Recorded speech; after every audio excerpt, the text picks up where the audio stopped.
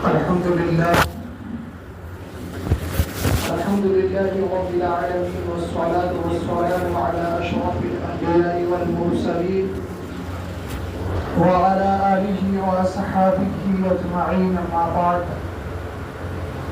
فقد قال الله تبارك وتعالى في كلامه العزيز والفرقان الحميد أعوذ بالله من الشيطان الرجيم بسم الله الرحمن الرحيم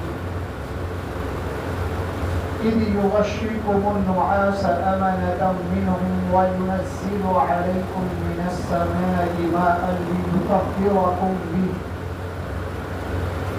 ويذهب عنكم رجز الشيطان وليربط على قلوبكم ويثبت به الأقدام أو كما قال الله تبارك وتعالى. سامعین اعزاز، گزشتہ جمعہ بات چل رہی تھی کہ اعمال اللہ کے نزدیک جو پسندیدہ ہے وہ مقبول اعمال ہے، یعنی وہ اعمال جو اللہ تبارک و تعالی کی نگاہ میں قابل قبول ہے، اور وہ اعمال اللہ کی نگاہ میں پسندیدہ نہیں، اس اعمال کو اللہ تعالیٰ پسند نہیں کرتے جو اعمال مردود ہو، ناقابل قبول ہو. اعمال کے قبول ہونے کی 3 شرطیں بتلائی گئی تھی. پہلی شرط اخلاص نیت، دوسری شرط اتباع سنت، اور تیسری شرط توکل یعنی سپرد خداوندی. اور یہ تینوں شرطیں جب پائی جاتی ہے تو اللہ تبارک و تعالی کی نصرت، مدد اور اللہ کی عنایتیں ہمارے ساتھ ہوتی ہیں. غزوہ بدر کی مثال، اور غزوہ بدر کے اندر جو مسلمانوں اور اللہ کے رسول صلی اللہ علیہ وسلم کی مدد کی گئی تھی، ان کے اندر یہ تینوں شرطیں پائی گئی تھی جس کی بنا پر اللہ تبارک و تعالی نے ان کی مدد فرمائی. پہلی مدد کا تذکرہ آ چکا ہے کہ بنو بکر، قبیلہ بنو بکر کے سردار سراقہ ابن مالک کی شکل اختیار کر کے شیطان جو ہے اپنے لشکر کو کفار کے ساتھ ملاتا ہے اور مسلمانوں کو شکست دینے کا وعدہ کرتا ہے. تو اللہ تبارک و تعالیٰ نے مسلمانوں کی جو مدد فرمائی، حضرت جبرائیل اور حضرت میکائیل علیہ السلام کی قیادت میں فرشتوں کی جماعت کو اتارا. فرشتوں کی جماعت کو دیکھ کر سراقہ ابن مالک، جو شیطان جو ہے سراقہ ابن مالک کی شکل اختیار کیے ہوئے تھا، وہ میدان راستے میں ہی اپنے ساتھیوں کو لے کر بھاگ پڑا، یعنی کفار مکہ کا ساتھ چھوڑ دیا اور مسلمانوں کو کامیابی و کامرانی حاصل ہوئی. اور دوسری مدد اللہ تبارک و تعالی نے مسلمانوں کی یہ فرمائی کہ جب اللہ کے رسول صلی اللہ علیہ وسلم اور آپ صلی اللہ علیہ وسلم کے رفقا صحابہ کرام رضوان اللہ تعالی علیہم اجمعین میدان جنگ میں پہنچتے ہیں تو دیکھتے ہیں کہ کفار مکہ پہلے سے ہی بلند مقام پر خیمہ زن ہو چکے ہیں، جہاں پانی کی بھی فراوانی ہے. ایسے مقام پر ان کا ٹھکانہ تھا، اور مسلمان پست اور ریتیلی زمین پر انہیں خیمہ زن ہونا پڑا، ایسی جگہ پر کہ اگر کسی کو پیاس لگے تو ایک گھونٹ پانی پینے کو بھی نہ ملے، اور ایسے موقع پر بعض لوگوں کے دلوں میں شیطان نے وسائس ڈالنے شروع کر دیا۔ شیطان نے یہ وسوسہ ڈالا کہ دیکھو تم کہتے ہو کہ ہم حق پر ہیں، اور آرام کرنے کے بجائے اس وقت تم تہجد میں مشغول ہو، اور حال یہ ہے تمہارے دشمنوں کا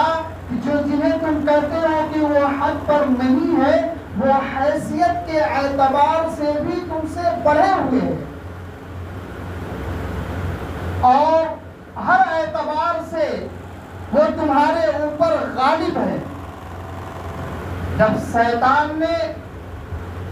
ان کے دلوں میں وسائس ڈالنا شروع کیا تو اللہ تبارک و تعالی نے صحابہ کرام رضوان اللہ تعالی علیہم اجمعین پر ایک قسم کی نیند مسلط کر دی، ایک قسم کی نیند جاری کر دیا، اور تمام صحابہ کرام خواہ سونا چاہتے ہو یا نہ چاہتے ہو جبراً اللہ تبارک و تعالی نے انہیں سلا دیا۔ چنانچہ حضرت علی رضی اللہ تعالی عنہ فرماتے ہیں کہ جنگ بدر کی رات میں کوئی بھی شخص ایسا نہیں تھا جو سویا نہ ہو، سوائے اللہ کے رسول صلی اللہ علیہ وسلم کے، کہ جو رات بھر بیدار ہو کر تہجد میں مشغول تھے اور اللہ تبارک و تعالی سے کامیابی و کامرانی کے لیے دعا کرتے ہیں۔ اور ایک روایت میں آتا ہے کہ اللہ کے رسول صلی اللہ علیہ وسلم پر بھی کسی قدر اونگ طاری ہوئی، اور فوراً اللہ کے رسول صلی اللہ علیہ وسلم ہنستے ہوئے بیدار ہوئے اور فرمایا کہ اے ابو بکر خوشخبری سنو، اے ابو بکر خوشخبری سنو، اے ابو بکر خوشخبری سنو۔ فرمایا کہ حضرت جبریل علیہ السلام ٹیلے کے قریب کھڑے ہوئے ہیں، اور یہ آیت تلاوت کی سیہزم الجمع ویولون الدبر، کہ ان قریب دشمن ہار جائیں گے اور پیٹ پھیر کر بھاگ جائیں گے۔ اس کے بعد اللہ کے رسول صلی اللہ علیہ وسلم نے جگہ کی نشاندہی کی اشارہ کرتے ہوئے فرمایا کہ یہ ابو جہل کی قتل گاہ ہے، ابو جہل اس جگہ پہ قتل کیا جائے گا، فلاں یہاں قتل کیا جائے گا، فلاں یہاں قتل کیا جائے گا۔ اور ایسے ہی واقعہ پیش آیا، جس طرح اللہ کے رسول صلی اللہ علیہ وسلم نے جہاں اشارہ کر کے نشاندہی کی تھی وہیں پر ان لوگوں کی لاش پڑی ہوئی تھی۔ تو بہرحال یہ تیسری مدد اللہ تبارک و تعالی نے اپنے محبوب جناب محمد رسول اللہ صلی اللہ علیہ وسلم اور صحابہ کرام رضوان اللہ تعالی علیہم اجمعین پر جنگ بدر میں فرمائی۔ اور چوتھی مدد یہ فرمائی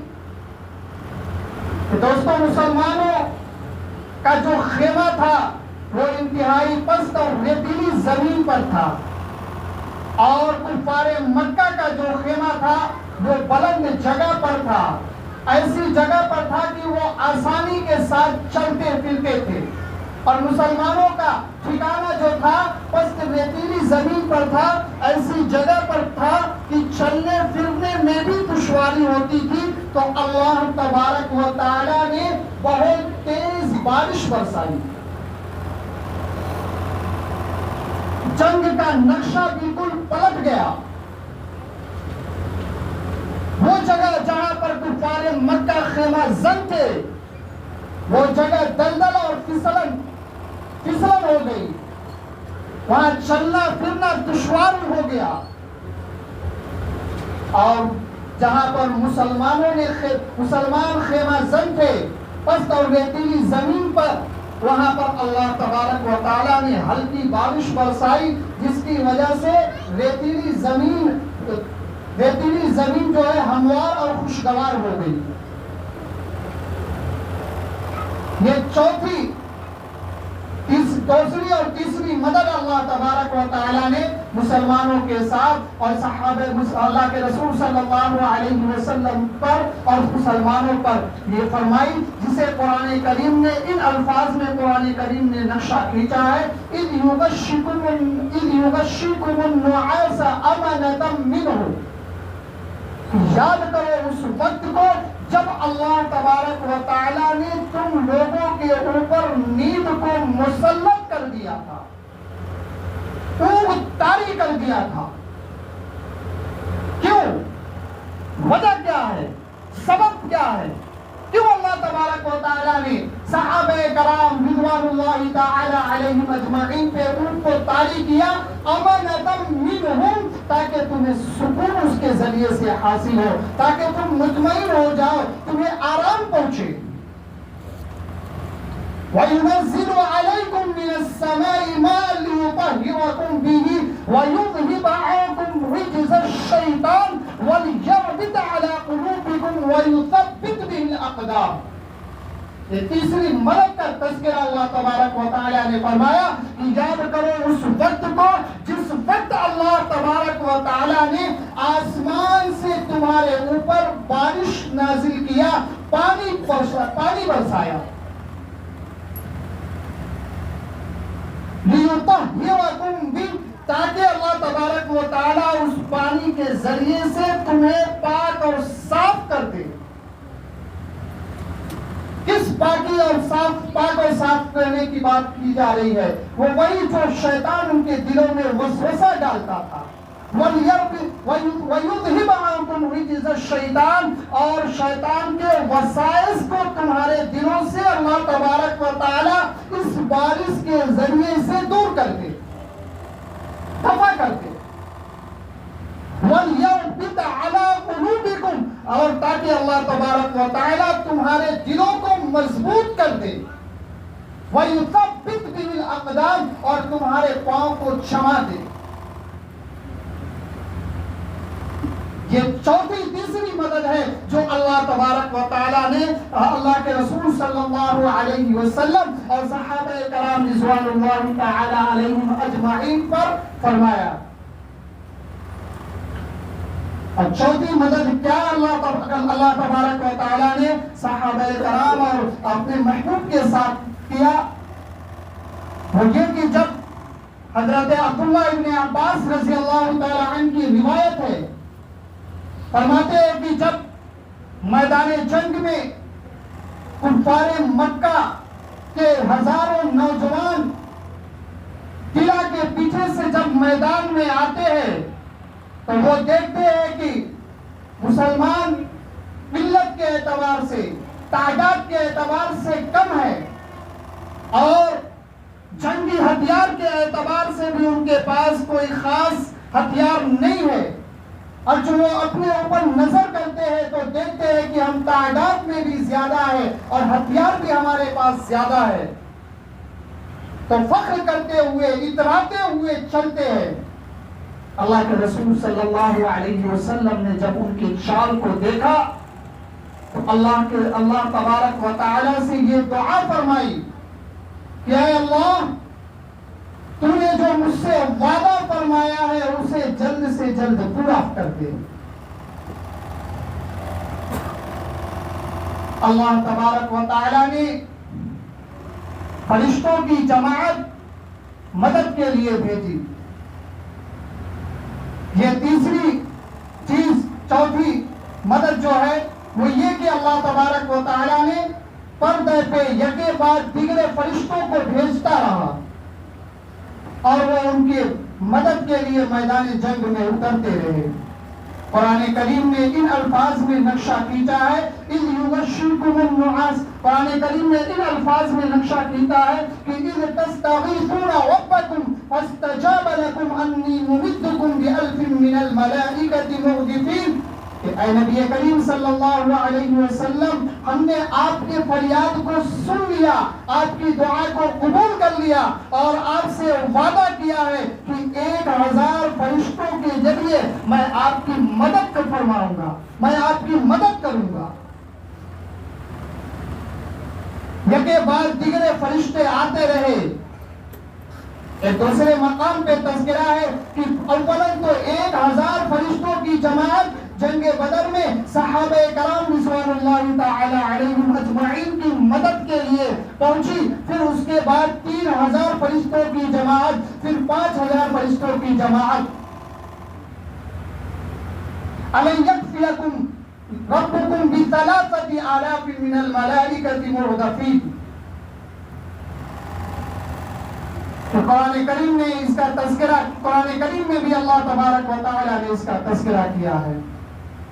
اور 5ویں مدد اللہ تبارک و تعالی نے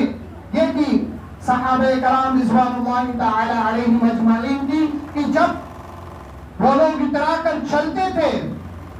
تو اللہ تبارک و تعالی نے حضرت جبریل علیہ السلام کو بھیجا اور کہا کہ جاؤ میرے محبوب سے کہہ دو کہ زمین سے ایک مٹھی خاک اٹھائے اور دشمنوں کی طرف پھینک دے۔ اللہ کے رسول صلی اللہ علیہ وسلم نے ایسا ہی کیا۔ حاکم کی روایت ہے، حاکم بروایت ابن زید سے منقول ہے کہ اللہ کے رسول صلی اللہ علیہ وسلم نے 3 مرتبہ زمین سے ایک مٹھی کنکری اور دھول اٹھایا، اور پہلی مرتبہ دائیں جانب لشکر کے، اور دوسری مرتبہ بائیں جانب، اور تیسری مرتبہ بالکل سامنے ریت پھینکا۔ نتیجہ یہ ہوا کہ جتنے بھی دشمنان اسلام تھے ان کی آنکھوں میں دھول اور کنکر لگے اور ان میں بھگدڑ مچ گئی۔ دعا کرے کہ اللہ تبارک و تعالی ہمیں اور آپ کو کہنے اور سننے سے زیادہ ہم سب کو عمل کرنے کی توفیق عطا فرمائے۔ اگلے ہفتے انشاءاللہ